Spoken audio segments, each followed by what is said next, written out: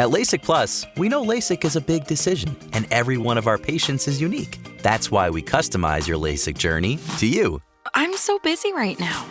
We offer a mix of convenient days and times, including 30-minute virtual appointments to fit your schedule. I would love it, but I have astigmatism. We treat thousands of patients with astigmatism every month with great outcomes. LASIK Plus is making your journey towards 20/20 vision all about you. So visit mylasicoffer.com today to start your LASIK journey. Warning. Kinda Murdery contains adult themes, explicit language, and descriptions of violence. It is not suitable for anyone, and we recommend you stop listening now.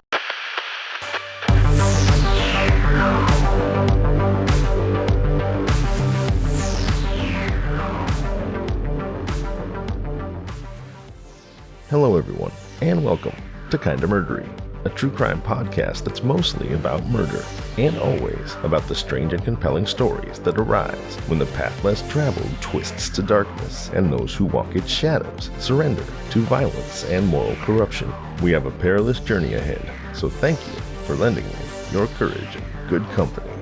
I'm your host, Zevin Odelberg, and this is Kinda Murdery. Now, my personal associations with the Easter holiday are overwhelmingly positive. Dyeing eggs as a kid, the joy of the egg hunt, and the clues that eventually led me to an Easter basket. The happiness continued into my adult years as a father, watching my daughter's face light up with joy as she followed Easter bunny clues of her own. Other things are great about Easter too. Gorging on baked ham, the start of the baseball season, the cleansing feeling of hope and renewal that comes with spring, and the lengthening of the days. I've got nothing but good things to say about the Easter bunny and his strangely incongruous holiday. Bunnies don't lay eggs, after all. But I'm one of the lucky ones. Not everyone or everything has the same warm and fuzzy feelings that I do associated with huge humanoid bunnies. Bunnies can be dark too. My favorite stuffed animal as a kid was a fuzzy jackrabbit, appropriately if unimaginatively named Bunny, who I cuddled until he was threadbare and his foot came off. So it should surprise no one that Marjorie Williams' 1922 children's story, The Velveteen Rabbit, that is ultimately a cautionary tale about the dangers of cholera and culminates, spoiler alert, in the immolation of the title Bunny, left me emotionally scarred. And that was just a tiny toy stuffed rabbit. Setting aside just how violent Bugs Bunny can be when he gets his dander up, or the fact that my daughter is obsessed with Big Chungus, that's Chungus, Chungus, Big Chungus Eats the World is what the video is called. Go ahead and Google it. It's worth pointing out that bunnies, especially giant humanoid bunnies like the Easter Bunny, seem to have a close association with human psychosis. There's the classic 1950 Jimmy Stewart movie Harvey, adapted from Mary Chase's play of the same name. In it, Stewart plays an eccentric named Elwood P. Dowd, who hallucinates a 6-foot-tall invisible rabbit friend named Harvey.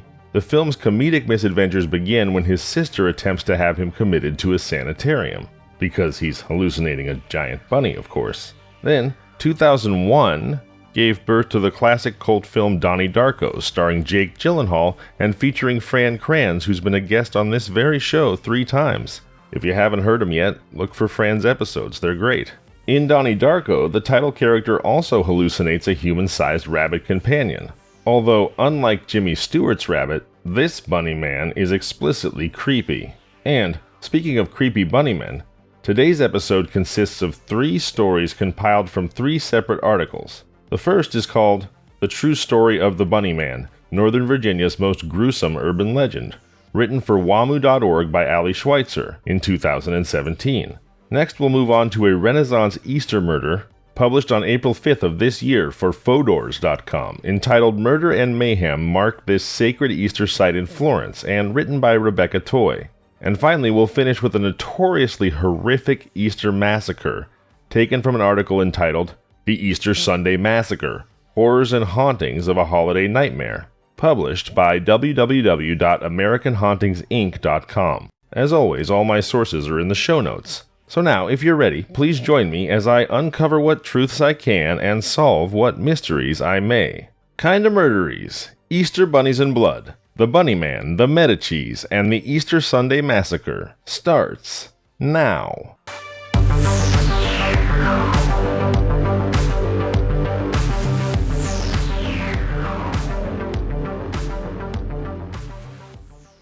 We begin with the story of Virginia's Bunny Man, an urban legend that is associated with Halloween, and yet, by the very nature of the legend's title, The Bunny Man, an Easter association is unavoidable, and so I'm going to tell the story here. On Halloween night, don't go near that bridge in Clifton, Virginia. You could get snuffed out by the Bunny Man.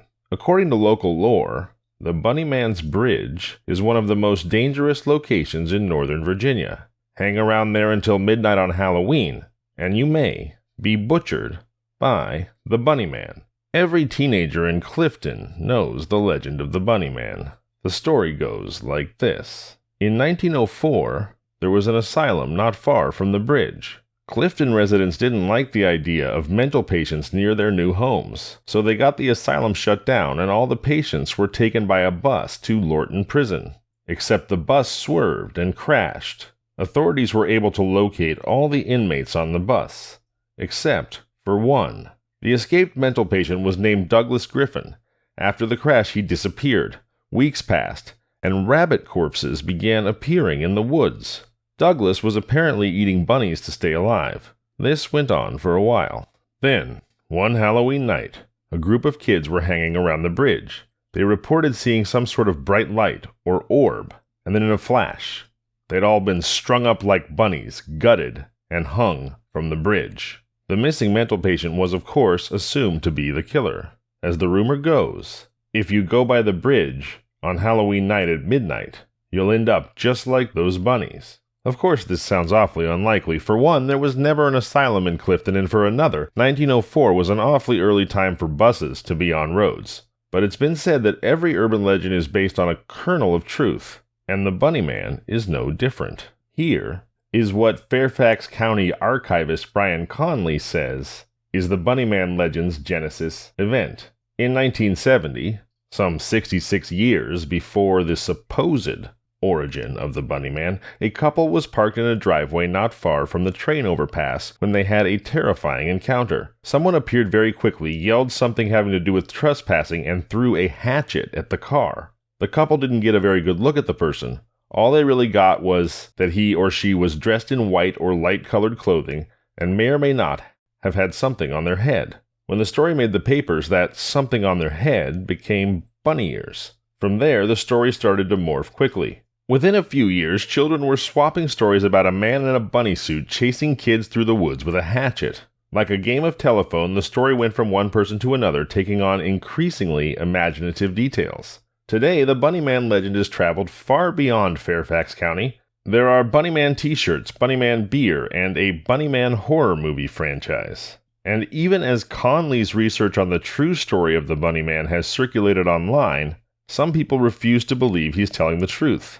There are people who are convinced that the story, the urban legend as told, about the escaped mental patient is true, Conley says, and that he and Fairfax County are trying to cover something up. Conley himself admits that, while it's fun doing the research to debunk the Bunny Man legend, it's even more fun to believe it. I have to agree with him there. Here's hoping that worrying about the Bunny Man won't keep me, or any of you, awake on this Easter Sunday night. Alright, let's move on to our next story of Easter mayhem, the Medici Easter Sunday murder mob. Now, standing in the reverent silence of Florence, Italy's Duomo, it's easy to imagine the awe 15th century citizens felt at Brunelleschi's new and miraculous freestanding dome. Yet a very different scene filled the cathedral's cavernous hall on Easter in 1478.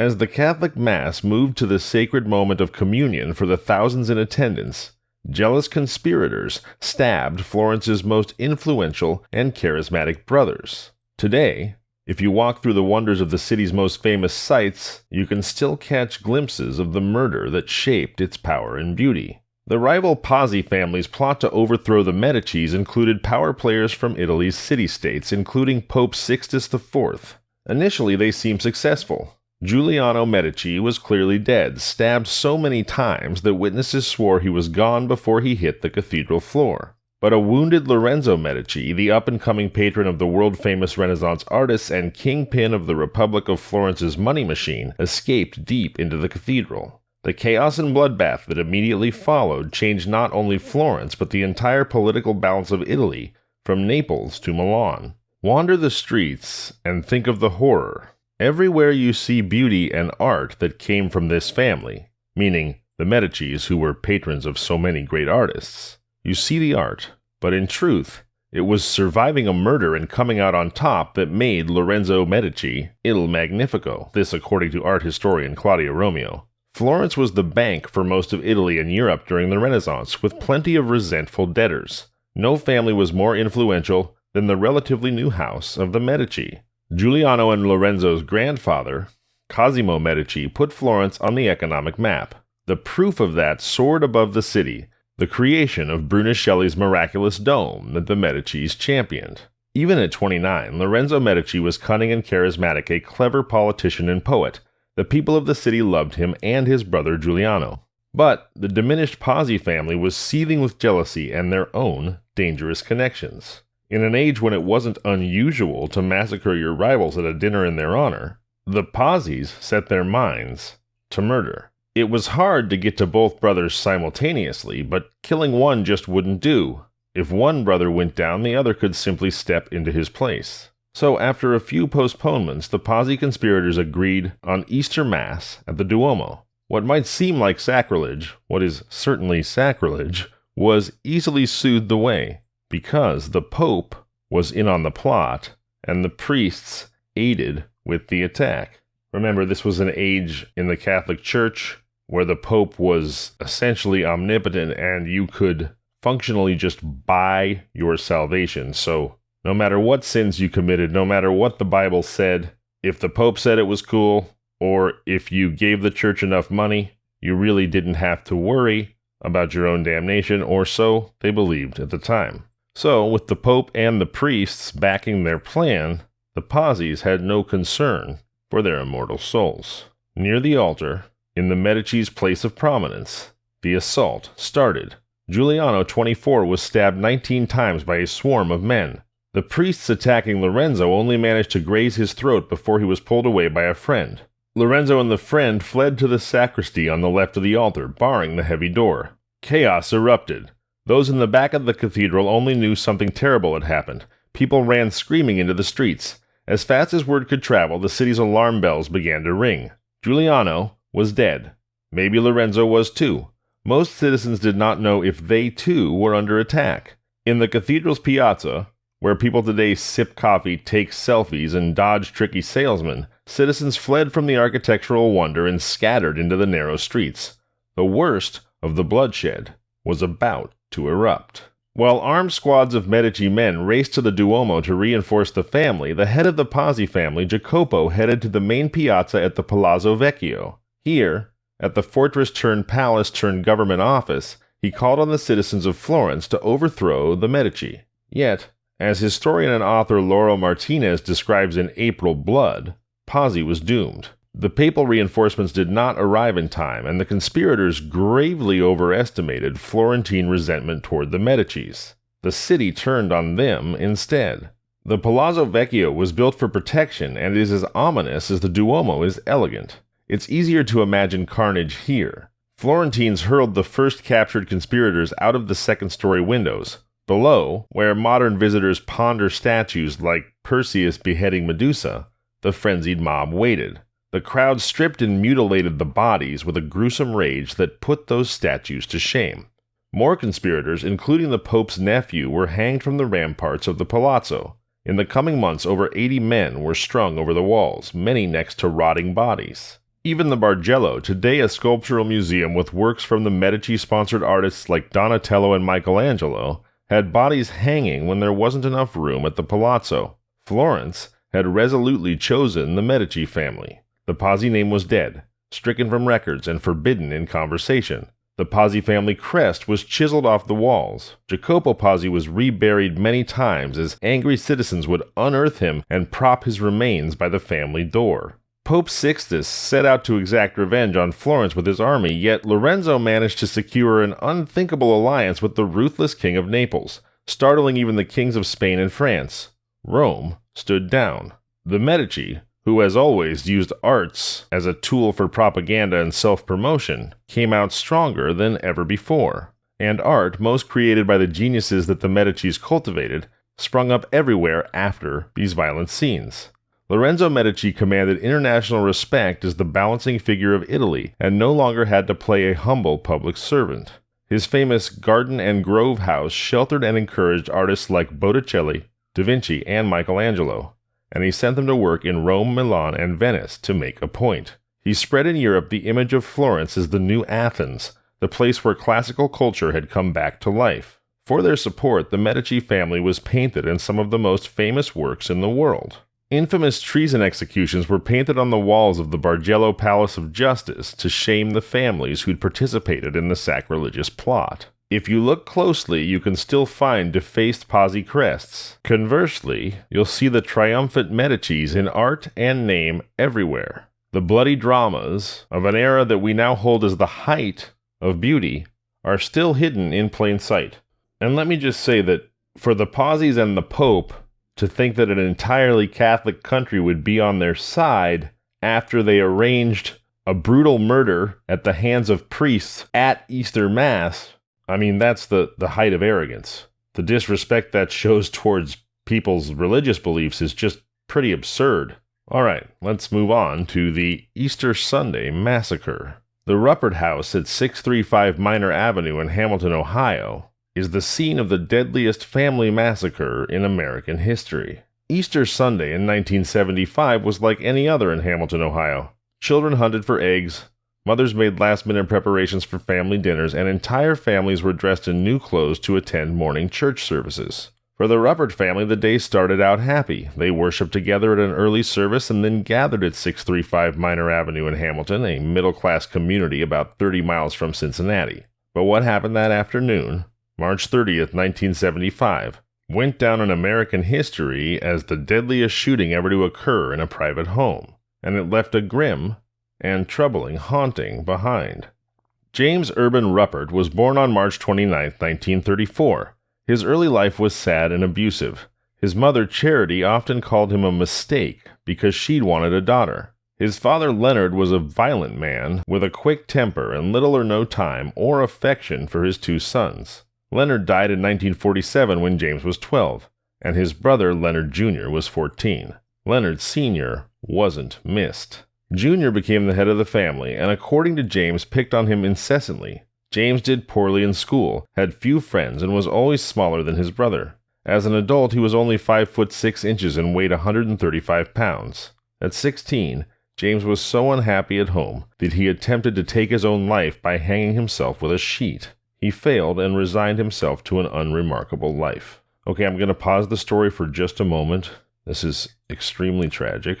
To remind you, as I nearly always do, of the free 3-digit number, Lifeline number 988, that you can call 24 hours a day, 7 days a week to receive immediate counseling for substance use, mental health, or suicidal thoughts. So if you find yourself in crisis, please do call 988. Program it into your phone now. And please do always remember that the world is a better place with you in it. All right, let's get back to the story. So James has unsuccessfully attempted to take his own life, and as he got older, his resentment for his older brother grew. James flunked out of college after 2 years, while Leonard earned a degree in electrical engineering and excelled in sports. To make matters worse, Leonard married one of the few girlfriends that James had ever had, with whom he had 8 children. Ouch. Leonard had a great job with General Electric, where James, at 41, was unemployed and living with his mother. On top of it all, James owed money to his mother and his brother, from whom he'd borrowed large sums after losing what little he had in the stock market crash of 1973 and 74. Charity, his mother, was frustrated with his inability to keep a job and his constant drinking, and she threatened to evict him. The threat seems to have been what finally sent James over the edge. On March 29th, James's birthday, witnesses later reported seeing him shooting at cans with a .357 Magnum along the banks of the Great Miami River in Hamilton. He went out later that night at the 19th Hole Cocktail Lounge, where he talked with employee Wanda Bishop. She later recalled that James seemed deeply depressed, and talked about his mother's demands on him and her threat of eviction. He said that he needed to solve some problems. He left the bar at 11 p.m. that night and later returned. When asked if he'd solved his problem, he replied, "No, not yet." He stayed until the bar closed at 2:30 a.m. in the morning. On Easter Sunday, James' older brother Leonard and his wife Alma brought their 8 children, ranging in age from 4 to 17, to see their grandmother at the house on Minor Avenue. James stayed upstairs, sleeping off his night of drinking, while the children enjoyed an Easter egg hunt in the front yard. Afterwards, they came inside, and while Charity, Alma, and Leonard finished lunch preparations, the children played in the living room. Around 4 p.m., James woke up, loaded his .357 Magnum, 2 .22 caliber handguns, and a rifle, and went downstairs. He entered the kitchen, where he shot and killed Leonard, Alma, and Charity. His nephew David and his nieces Teresa and Carol were also in the kitchen. He killed them too. James then rushed into the living room, where he killed his niece Anne and his 4 remaining nephews, Leonard III, Michael, Thomas, and John.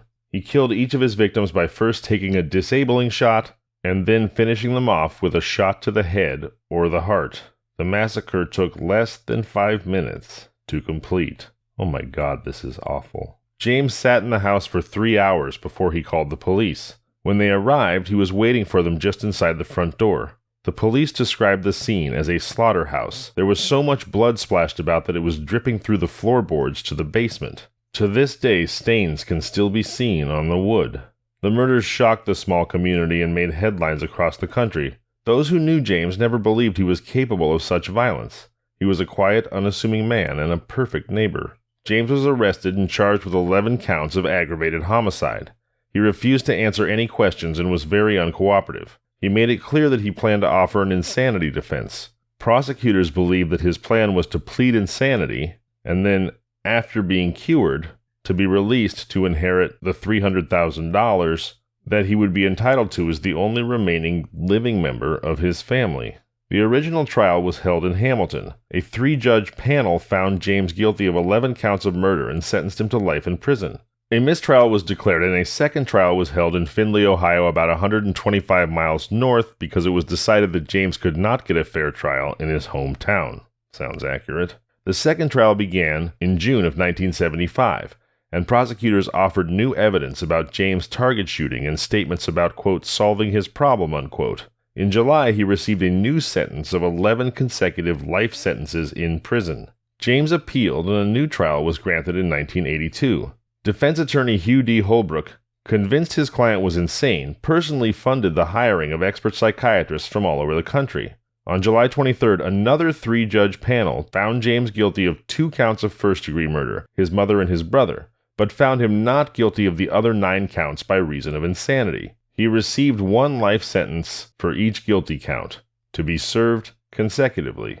Between 1972 and 1976, the death penalty had been suspended in the United States as a result of a pending U.S. Supreme Court decision, so James could not be sentenced to death for his crimes. I just wanted to mention I'm not aware of the history of Ohio jurisprudence or how it works, but I've never heard of a 3-judge panel before. I thought everyone was entitled to a trial by jury, but if anybody knows, anybody in Ohio, if anybody knows the deal with this 3-judge panel thing, I would love to hear from you. Reach out to me, kindofmurdery@gmail.com, or go ahead and call the Kind of Murdery hotline, 888-MURDERY, and tell me what's going on with these 3-judge panels.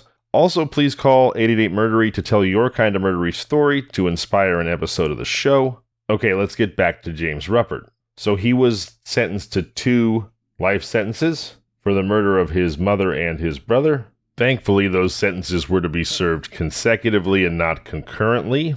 He was sent to the Allen Oakwood Correctional Institution in Lima, Ohio. He had his first parole hearing in 1995, but his release was denied. His second parole hearing in 2015, his release was denied again, and he died just last year on June 4th, 2022, while incarcerated at the Franklin Medical Center in Columbus, Ohio. If he were still living, his next parole hearing would have been 2025.